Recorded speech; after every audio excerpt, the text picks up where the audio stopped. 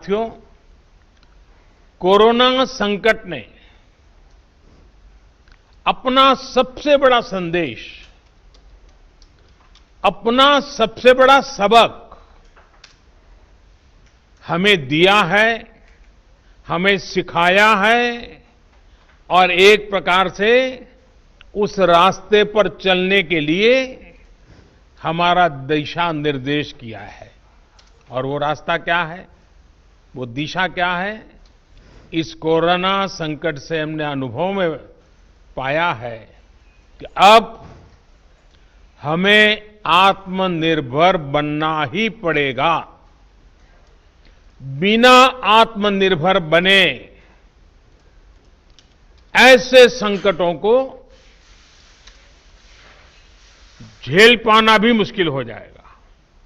गांव अपने स्तर पर अपनी मूलभूत आवश्यकताओं के लिए आत्मनिर्भर बने, जिला अपने स्तर पर, राज्य अपने स्तर पर और इसी तरह हमारा ये पूरा हिंदुस्तान कैसे आत्मनिर्भर बने, अपनी आवश्यकताओं की पूर्ति के लिए हमें कभी भी बाहर का मुंह नहीं देखना पड़े, ये तय करने का ये सबक हमें सीखा है।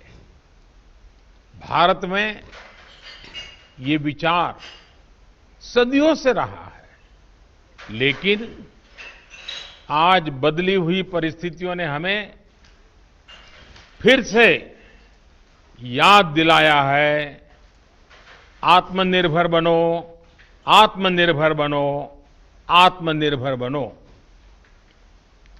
हमारे देश की ग्राम पंचायतों की इसमें बहुत बड़ी भूमिका है। मजबूत पंचायतें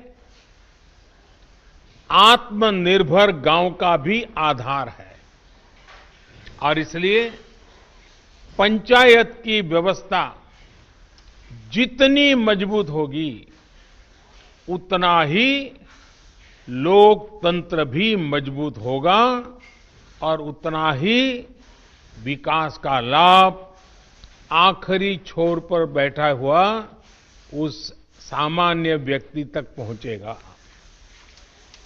साथियों, इसी सोच के साथ सरकार ने पंचायती राज से जुड़ी व्यवस्थाओं को,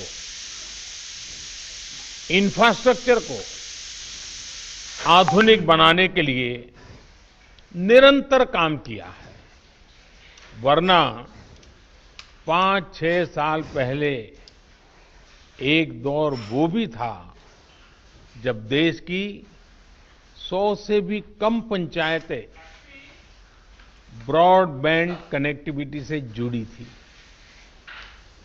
आज 1.25 लाख से ज्यादा पंचायतों तक ब्रॉडबैंड पहुंच चुका है।